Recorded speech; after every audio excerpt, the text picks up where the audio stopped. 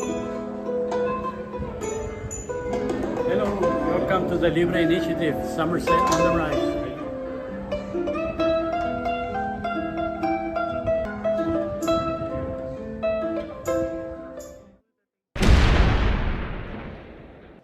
Somerset is a golden jewel in District 118. You guys see a lot of young people.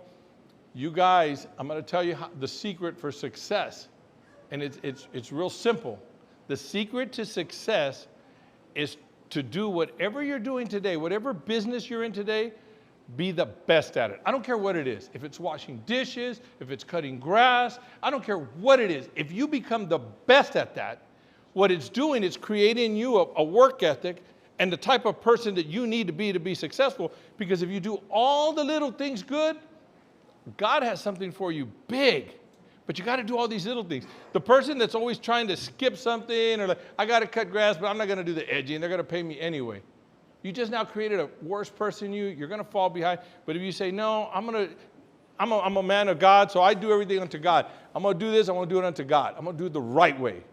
And if you work like that, if you have that mentality on all the little things, man, all of a sudden the doors open, all the big things, and you'll be able to step through and be super successful in those things. That's what it takes. Never did I ever think in my life that I would be a state representative. I put my name on the ballot. I was kind of like jittery, all scared. I don't like talking too much in front of people. Now look at me, I'm yapping all the time. And I was all nervous, but all those experience I had as a police officer, as a firefighter, working in business, that has come back to bless me today, because now I talk to people from North Texas. Here comes another person that they don't understand the Mexican culture. They don't understand what they go through. And they'll say, oh, no, it's like this. I say, no, let me tell you. I was a police officer. We did it. Hey, as a fireman, I saw this. Hey, as a business guy, I did this. And we can change people's perceptions because I'm telling them what reality is. But I would not know that reality if I wouldn't have done all the little things good. So you young people have a great opportunity. Be the best at whatever you're doing. It's easy to say that, hard to do. Because that means even in school, you should be straight A's. Okay, then you're not being the best. Because somewhere out there, somebody's being the best. You're not just competing against Somerset. You're not competing just San Antonio, Bexar County, Texas, or even the United States. You're competing against the world. We have a world. My son just came yesterday. My son lives in Costa Rica because he's an IT guy. He makes stupid money, and he lives in Costa Rica. He's getting his citizenship in Colombia. He's going to be a U.S. citizen and a Colombian citizen because he's working on some resort properties in Colombia. Never did I think my son would do that. I grew up poor on the south side. But we did all the little things right, and God opens up the doors on the big things. Amen? Amen. Amen. And if you don't, thank you. You clap on that. That's right. And so I'm glad I get to do it. Now, another cool thing that I get to do is introduce our next guest to you. I'm so proud of this young man. I met him when he was a little kid, little huerquillo. But he was skinny. He can't play that much football, you know. He loves football, and I was coaching. I did Pop Warner coaching like 30 years. Loved it, man. I love coaching. And so he'd run around and I said, man, that boy's fast. Then you give him the football, and not only fast, he had moves. And the guy was really good. And so I coached him 3, 4, I don't know how many years I coached him. We had many games, and his dad helped me coach. And we just had so much fun. And then I see Robbie. All of a sudden, I see him, and he's on videos, and he's on this, and he's on that, social media. And then so I got invited to Oscar de la Hoya. He was putting on an event last weekend or something. I don't know if you saw my Facebook page. I was on there. I was with Oscar. Me and him, I was going to fight him. But no, I was just kidding. But then I told Robbie, I thought, man, they gave me extra tickets. So I called him and said, hey, mijo, you want a couple of tickets? I want you to come down. I wanted him to meet. Because I want to promote him, right? And I'm thinking, well, I'm a cool guy. I'm state rep. People know me. We get down on the ring. Come on, Robbie, let's walk. And somebody, hey, can I get your picture? I said, oh, yeah. And then they were talking to Robbie. Oh, yeah, I'll take it. I was like, what the heck? He had more fans. Hey, I know him from this, from that. But I know he's a sensation here in Somerset, too, because he goes to the games. But you know what? He's that example of that perseverance, because he sees a little opportunity, and he doesn't do it halfway. He goes all at it. I'm experienced guy. I'm 60. I don't know what I should tell him. I'm 61 years old. I'm getting older. And I'll go to now I'm talking to him about, hey, man, how do I do the video? What should I do? And he's giving me, oh, you should do this. He still calls me coach, calls me John. I love Robbie so much, and I think he's a great example of a person that keeps pushing ahead and good things happen to them. So at this time, I want y'all to give it up for Robbie Chavez. One of my key things, and I think sometimes we lose it as you get older, is like imagination. I remember whenever I was younger, my dad, who's sitting in the crowd right here, he would have me watch football. Well, he would try to get me to watch football tapes. And man, I would never watch those tapes at all. I was not really interested. Well, one day he was off at work. I finally popped the videos in. You know, I seen guys like Emmitt Smith for the Dallas Cowboys, Tony Dorsett, you know, just guys that I'd seen on screen. So finally I decided I'm gonna play football. I weighed like 49, 50 pounds, literally. Everybody was bigger than me. This is the Pop Warner days. So I walked up there and they asked me, son, they're like, what number you want or whatnot? And I'm like, I want to be number 33. I'm like, because I'm going to run the ball just like Tony Dorsett. And everybody's like, okay. You know, in my mind, though, I really believe that. Like, and it didn't matter who said no or you can't. Like, I never listened to it. So I get on the field. The very first time I touched the football, I run 60 yards, right? And around the 5-yard point, I kind of like let up. Somebody caught me from behind and knocked the ball out right before the goal line. So the touchdown did not count. But I learned an important lesson. You know, you got to cross the goal line first, right? Because you're not there yet. But anyways, from that day on, my first year, I scored about 32, 33 touchdowns. Nobody could catch me whenever. And Coach is right. I had good speed, but my qualities were more, I had the moves. You know, people would freak out. They'd be like, how do you do it? You know, I always had a good feel for the game. Even when somebody was bigger than me, if they'd come to tackle me, I knew how to get low, how to avoid tackles, you know, and I became a leader on the team, which was interesting because there was guys that were bigger than me that were nervous before the games. And I'm like, what are you nervous for? I'm like, I'm the one running the ball. They're trying to kill me. All y'all got to do is block. So yeah, you know, but that comes along with covering football. That desire that I first got then is the same desire that I have now. And I will say, I mean the imaginative thing, because I believe if you pray to the Lord and you take action on what you want to do and you use your God-given imagination, you can do anything you want to do. An example of that to me is that starting covering sports in the area, I've had people tell me from the north side, other cities, like there's not a viable product, even in this area, which, and I think there's an incredible product in Somerset. But they've told me there's no way you can do that out there. You cannot sports report out there. You can't create video out there. You'll never get sponsors out there. You can't get advertisers out there. So whatever the case is, I always say this, you need to listen to people in life, because it's important to listen to people who give you advice, but there's times in your life where you actually got to ignore people. Because whenever I started this endeavor, I was working with Univision for a short while. Even whenever I was working for them, I would say, I want to go cover this game. They'd be like, no, not that area. No, you can't go there because there's not going to be views there. And I was looking at them like, yeah, I know there's views there. So anyways, after that, I won a couple awards. I went independent with my own media company. I started covering games in the area, and we started getting huge views, you know. And one of the reasons for that, though, I have to say is, I mean, it's not me. It's like, the support I have in the community, especially from the Somerset community, like I couldn't do anything I do if it wasn't for this community. Like I just can't do it. It is not possible. If we don't get the views, if we don't get people paying attention, and I don't got people supporting me, nothing that I do is possible. And what leads me to my next point is I would use my imagination to say, I can be a sports reporter. Well, now everybody calls it sports influencer, you know, because of social media and whatnot. But as we started covering the games here, me and my dad, we came up with the idea. We thought, you know, Southside and Somerset, it's always like a unspoken rivalry when they play, right? Like, you know, they don't like us, we don't like them. You know, it's kind of like a, you know, so we thought, let's make a trophy for the game. And we think that this is a more viable product than any rivalry in the city. Like, you know, some of that was based on the fact that years ago, Lanier and Fox Tech had a rivalry game called the Chili Bowl.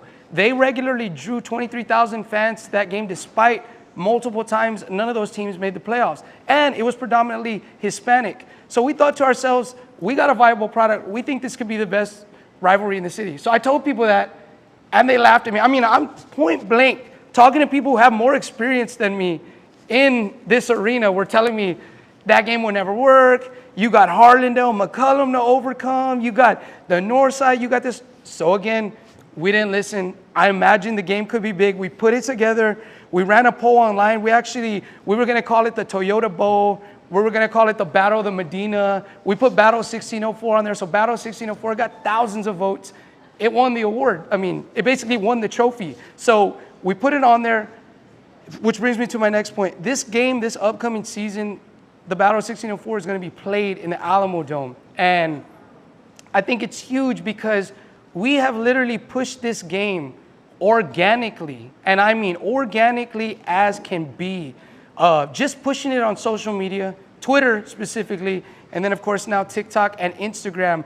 But we have created a movement that has gotten this game to the Alamo Dome. And to tell you the truth, even though the game's in the Alamo Dome, I'm still not happy because we wanted the 7:30, 7 p.m. time slot, which we did not get. We got the 11 a.m. time slot. And, you know, I've been talking to people about drawing fans to the game. How can we do it? And I told them, well, you just give us the 7 p.m. time slot and we'll outdraw anybody. And some people can say, well, Connor, Brandeis, 6A, yeah. Proper marketing, though, and with these communities out here, there is no doubt we can get more than 15,000 fans to the game. And whenever I say that, it sounds crazy, but, you know, 4 years ago, 5 years ago, people told me it was crazy that we could even have this game. So I'm glad that we're having the game. I think it's going to be big, and also the reason why I'm bringing it up is because I want y'all to show up. We need y'all at the game. So now starting, first of all, I want to thank Cindy for putting this together and the incredible people that allowed us to use this venue. You know, just a few years ago, no one imagined what we'd have accomplished and done in our area in the last 4 or 5 years. For most of the campaign, we've been running covering sports because that's what I call it. For me, it's a campaign. I mean, it's almost like this upcoming season, like we're going on tour. I'm covering middle school games on Tuesdays, Wednesdays.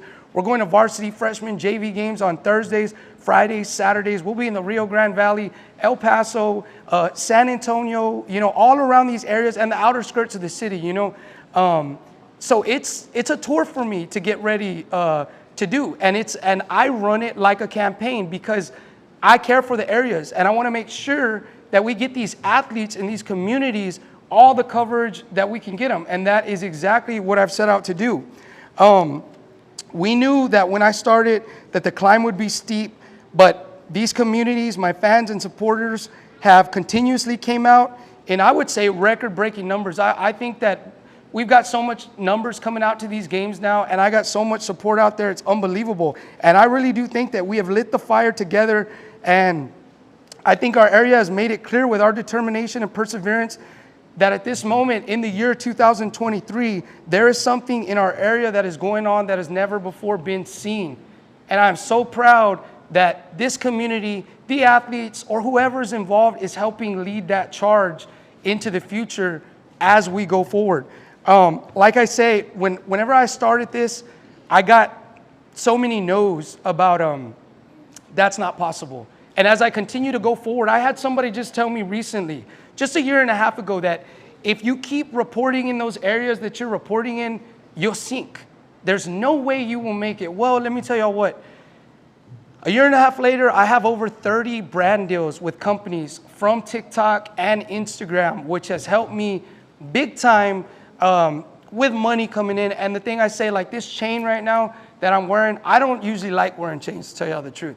But this is a brand deal from GLD who has exclusive contracts with the NFL, NCAA Division I teams. So I'm not a big chain wearer, but heck, if you're going to pay me to wear it, you know I'm going to wear it.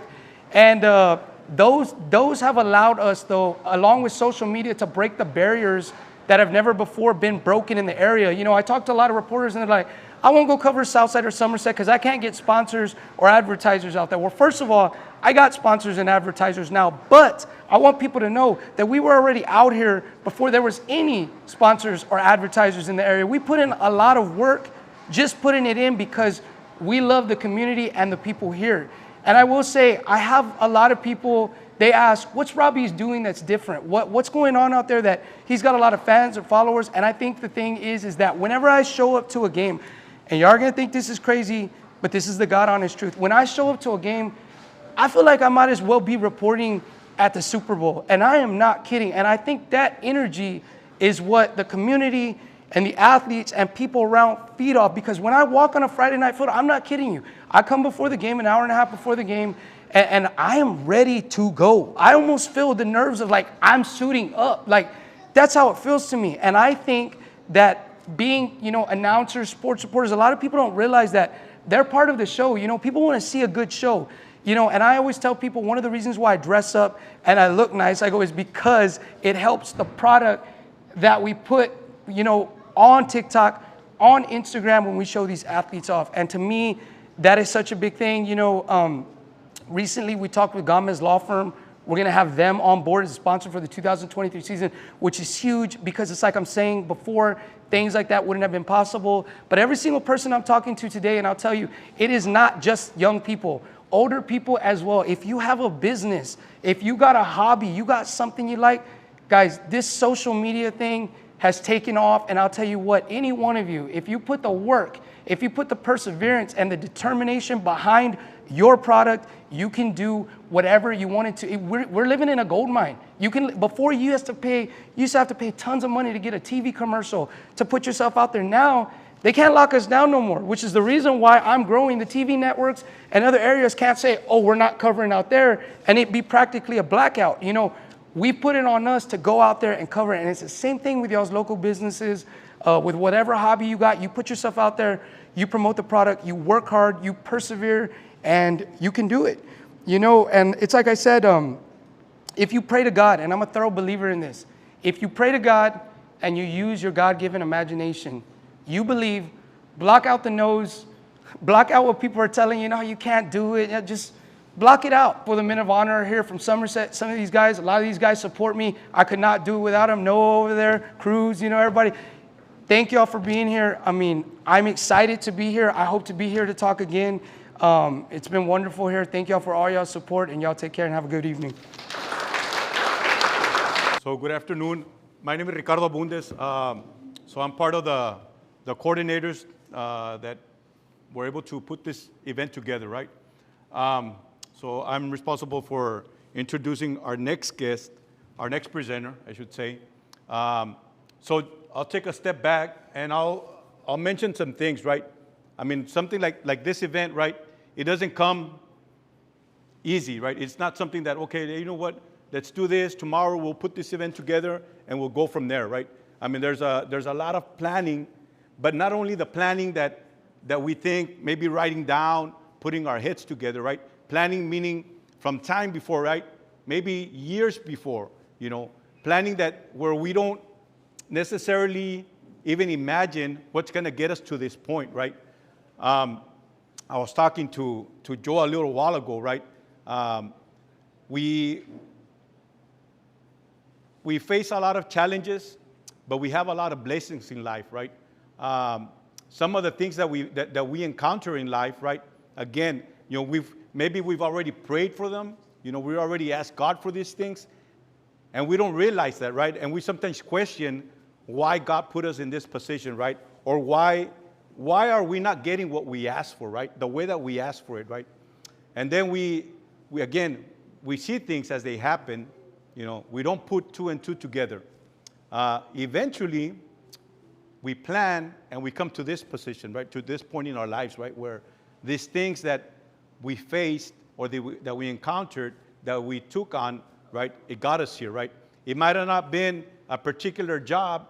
It might have not been maybe even, an opportunity in community, but just everything together, right? We meet people, everything's for a reason, We learn things, it's for a reason in life, right? Our next presenter, right? I met him a few years ago, probably about maybe 8 or 9 years ago, right? Their son was in the league that I used to be the commissioner for.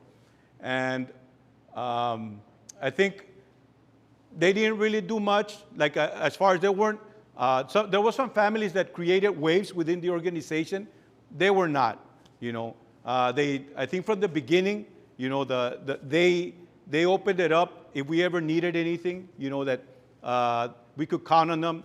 They had a real small trucking company, in the back roads back here. And when I say small, I mean small. It didn't, I think I might have gone out there a couple of times, and it was raining.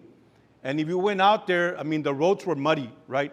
And if you were lucky, you wouldn't get stuck, right? But otherwise, I mean, it was muddy. I remember going out there a few times, and I was like, man, like, it was great to see anyways that these people, that they wanted to help out our community, right? They wanted to help out our league, right? A small little football league, basketball league that we had.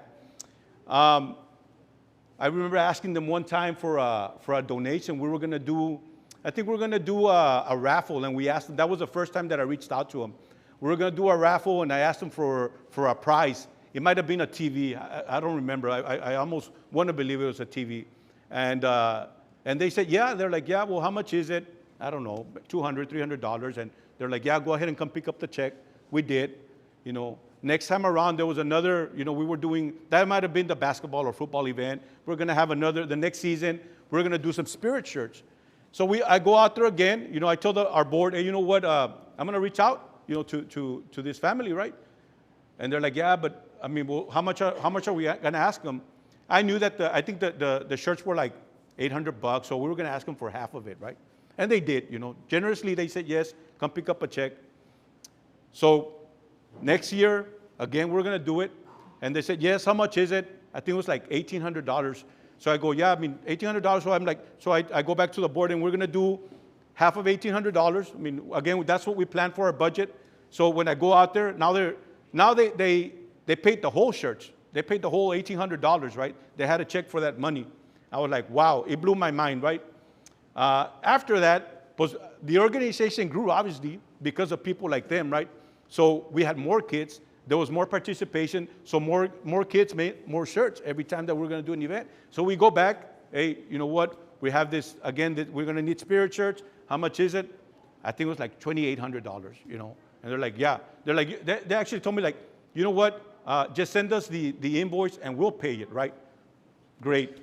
So I think by the time it was $2,800, I had asked them, okay, I'm going to go pick up a check. And I went back there, and they weren't there anymore, right? Well, they had moved out here to Highway 16, and they had a bigger company, a bigger parking lot, everything was bigger, right? So I was like, wow, it blew my mind. We talked a little bit, and it was great, you know. So time moved on. I think, well, I stepped down from the league. I think we kept in touch off and on, you know, how things were going and all that. So when the opportunity for this event came along, right, the first person that came to my mind was them, honestly, you know. That's the first person that came to my mind. You know, when you talk about key to success, right, from starting from the ground up, from building themselves, building a community, and then the service, right, that they're the first one that came to mind, right? And because they had already shared their story, again, and I had seen it firsthand, that they started off at that pit, you know, at that little trucking company. But not only that, I mean, hearing their story, which I'm hoping that he'll share in a little bit, working from the back of an 18-wheeler, right? They had gone off to, I think it was Hurricane Katrina, to provide some relief out there, some services. And from there, so when I reached out to them, I'm like, well, I'm going to go back out to Highway 16 because that's where they're at, right?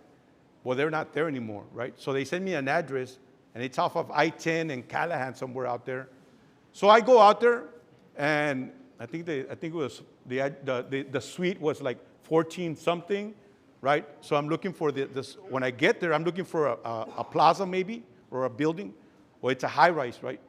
And it's a 14th floor, right? And the 14th floor belongs to them. I thought it was like an office, but they own the whole 14th floor.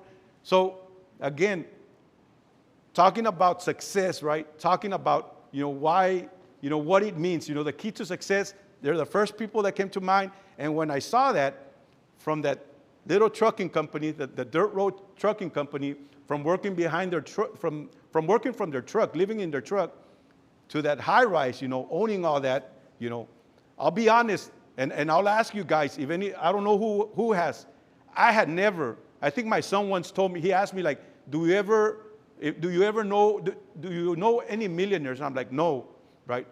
But if you've never felt what it feels to hold $1 million, right?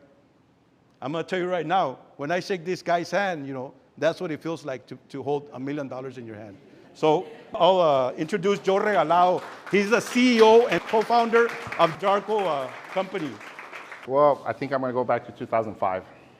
I'm not going to go to 1972. We're starting in 2005. He mentioned Hurricane Katrina, right? Here it is, 2005, August 25th. There's a hurricane in Mississippi, New Orleans. And I had had a little bit of money before then, but I'm talking a little bit. But by this time, I'm broke. And there used to be there was a trucking company here local in Somerset. I mean, Somerset is, I'm going to back up a little bit. When I was in this business before 2005, I would hear the name Somerset. And Somerset was some little town in the south side that I had never been to. I'd never been here before. I would only hear about it, but who wants to go to Somerset? Not me. There's nothing there for me. I wish I would have known what Somerset was going to do to me. I would have gotten here sooner. So 2005, there's a friend of mine who lives here in Somerset. He's got a trucking company. He's helped out the Little League as well. I think back in the day, he helped out and donated a bunch of material for that park out there on Smith Road. Anyway, he's going to Hurricane Katrina, go do some debris cleanup for the hurricane, and he asked me if I would go with him. I went. I had nothing to lose. I didn't have a job. I'm broke. We end up over there. 15 days later, he comes back, and I stay there. If anybody ever went to go do disaster cleanup, it's hard to get paid. It's hard to, there's no water, there's no diesel, nothing's open, right? We stayed out there a year and a half. And that's a long story. I mean, there's a lot of hard work, a lot of pain. We finally get paid on this one job, and we come home. And it's a year and a half of being out there. I remember we came home for Thanksgiving, and I didn't go back. Let me tell you how bad it was. I couldn't come home because I didn't even have enough diesel to come home. A friend lent me money to get back home. I fast forward, that was 2005, right? I'm going to fast forward to 2009. Well, in 2008, there was some hurricanes that hit. Dolly hit in the Valley. Hurricane Ike hit in Houston. And I get my first little break. Again, Thanksgiving weekend, we come home. We have a little bit of money. And that was the opportunity to do something. I come home, and that's when I say, Somerset, here we come. I'm looking for a little piece of land, and back here in these little back roads, I found this little piece of land. And I was going to buy it. My buddy who was in the trucking business says, hey, I'm looking for some land. I said, well, I found this one right here in Rockport. He goes, let me buy it, and you can park with me. All right, so he bought it, and we go park there. We bought one truck, one 18-wheeler, 1995 Mack with a 22-foot Lufkin, if that matters. I don't know if there's any truckers in here, but that's a weird combination. We parked there with his trucking company, and we got one truck. This is 2009, 2 trucks, 3 trucks. We get to 5 trucks. Me and my buddy, we have a falling out, right? He goes, you need to get out of here. All right, so I leave. Back down to 0 again, because we don't have nowhere to park these units, and no work, because we work for him. We bought this property off of Senior Road. I was passing by Senior Road, and there was a sign for sale, land for sale, owner finance. Called the lady up, called the number. We bought a piece of land. And everything I say, it's God's plan. Remember, I never imagined I'd be in Somerset. We bought this little 4.72 acres, owner finance. We go park our trucks there. There's no house, no power, no water, nothing. And my first customer that we get, he's a landscaper, commercial landscaper. And he needs this special sandy loam for a big project he's got. Well, we're in the center of sandy loam, aren't we? Right? This area right here is all sandy loam. And I load up he goes, send me a sample. So I had a Bobcat. And if you see these mines out here, everybody's got big equipment, mining companies. We had a skid steer, a little Bobcat. And I loaded a truck, and I sent it. And I remember that I'm on a skid steer making another load of dirt, because you can only scrape a little bit at a time. And I remember on the skid steer while my truck goes and delivers a load, and the phone rings, and I answer the phone. I turn off the machine, get off of it. I said, his name was Carlos. I said, Carlos, what's up? And he says, Joe, where'd you get this dirt from? I said, oh my God. He don't like it. I go, I got it from Somerset. He goes, well, I never want any other dirt but this dirt. The Morgan's Wonderland Park on I-35, y'all know Morgan's? All that topsoil and that project came from Senior Road. Talk about being ready for the opportunity. I get the chills still. I didn't plan it. I didn't buy that land for that reason. It happened. That's 2009. We started with one truck. Oh, here's the good part. My wife, who's here, my backbone, we get paid $300 a week now. We're doing good. $300 a week. That is awesome. I can't forget that piece. 2014. By 2014, we have 35 18-wheelers, and we bought a place on Jackal Road. We mined all the topsoil off the top of not only 4 acres, but 16 acres. So we moved to Jackal Road, about 40 acres. And it's 2014, we got 35 18-wheelers. We got 100 owner-operators helping us on projects.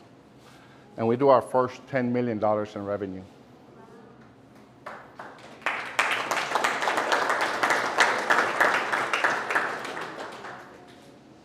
That's that place where Ricardo had gone to pick up a check, right? And by the way, all those checks that he went to pick up, I had nothing to do with it. I can't take credit. It's my wife, Sophia. Sophia plays a big role in this community. Anytime Barrera Elementary, the middle school, the high schools, and they call for some participations, whether a truck in the parade, whether candies, because the kids throw out candies. There's one that's very touching. Barrera Elementary, we donate about 75 turkeys for Thanksgiving so that they could give to the needy. When I was a kid, I got a turkey too. We were that broke.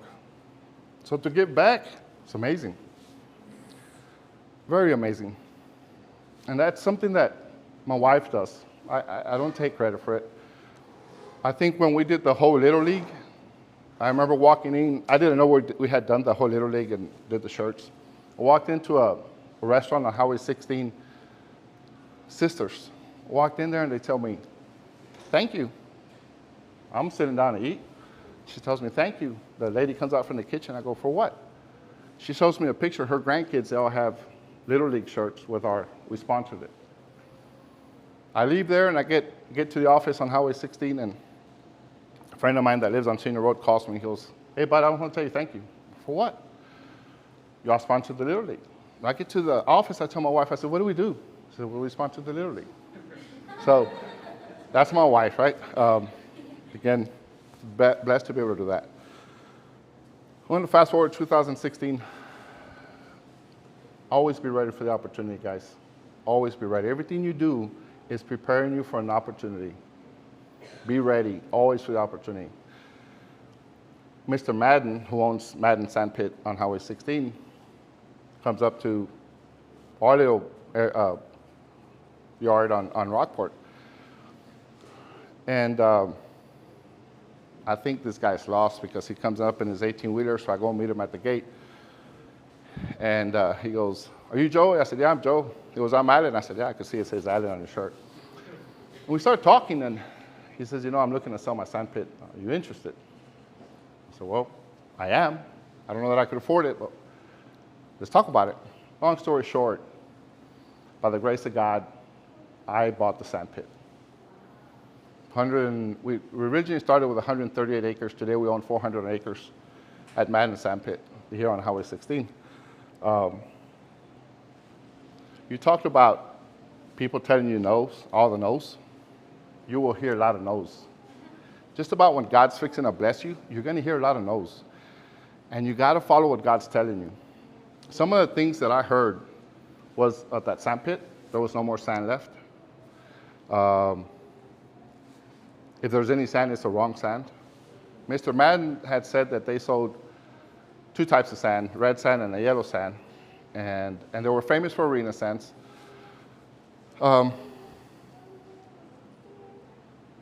They didn't wash sand. There was no good sand there, right? I want to tell you today, well, in 2016, they were a $1 million operation when we bought it. Today, we have 20 types of sand. We sell 2 million tons a year of sand from that facility. And it's a lot of that.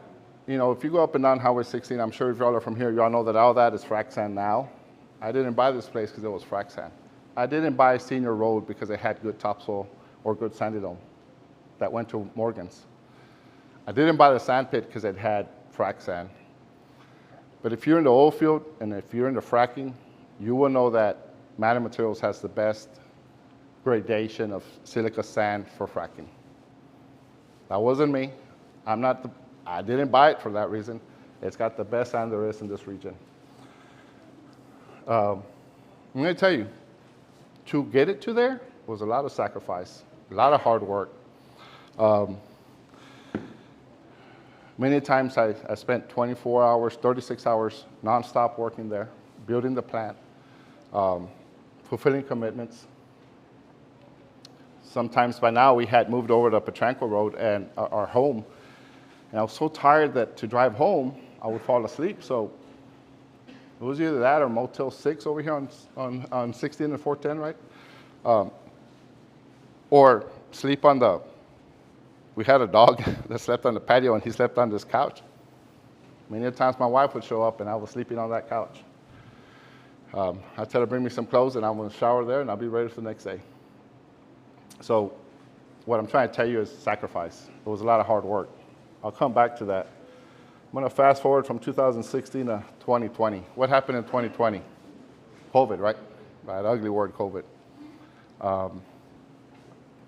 Since it was calm, since quarantine and all that, to COVID, we had lost some family members. My mother-in-law was one, and my aunt was another one in the middle of 2020, and we're at home quarantined. And towards the end, I start thinking, well, because I'm bored, and I think of, okay, what are we going to do now? We still have the sand pit. We're still running. Let's open up a ready-mix business. You know, concrete. Everybody needs concrete, right? Texas needs concrete. So I have a facility on Nacogdoches, and by 2021, the spring, we opened our first location. It is one of the hardest businesses that I've gotten into, very hard to manage. We opened our first location there, and we had 20 trucks. Again, I didn't know that was prime location for it, but it is one of the best decisions we've done, right? Open up a batch plant where it's most needed. That was 2021 when we opened. 2022, we do another acquisition in South Texas, and we bought 3 more plants, 3 more ready-mix plants. So now we own 40, 50 trucks. This year, we're opening 3 more plants here in our local community. We will have, we will be able to service Somerset. And that's one of the things that we want to always come back is to Somerset. And so we will have a location here to provide ready-mix, right? And the goal is that we will have 80 trucks combined between all our plants. So, you know, it's all the mixer trucks. With all that success that I'm talking about, that's my story, our story. What can I tell you? What's the secret sauce, right? What is it going to take for you entrepreneurs out there, for you young kids, for you adults that want to become entrepreneurs? And I'll say, what are dreams? Dreams is we dream of having you young kids, right? When y'all are going to high school or you're all in middle school, and what's a dream? To grow up, get married, have kids, a house with a white picket fence, right? That's a dream. It's just a dream. And I'll be talking to you guys. A dream's just a dream. What's a goal? A goal happens when you write down those dreams. I can go back to my notes and I would write my goals.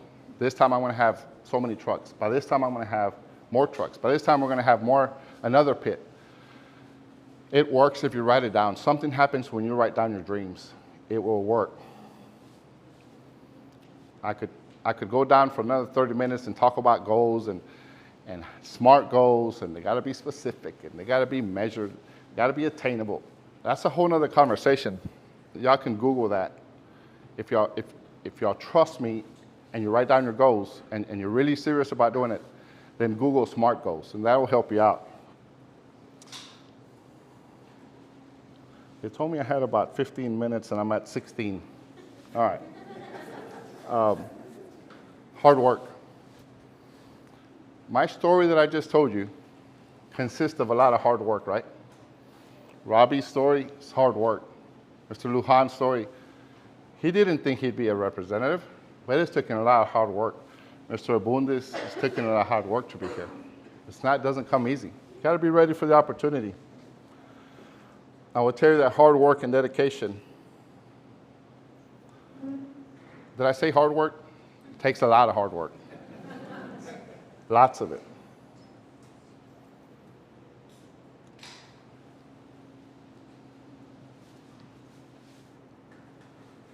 So we talked about dreams and writing down your goals so you can put it into action.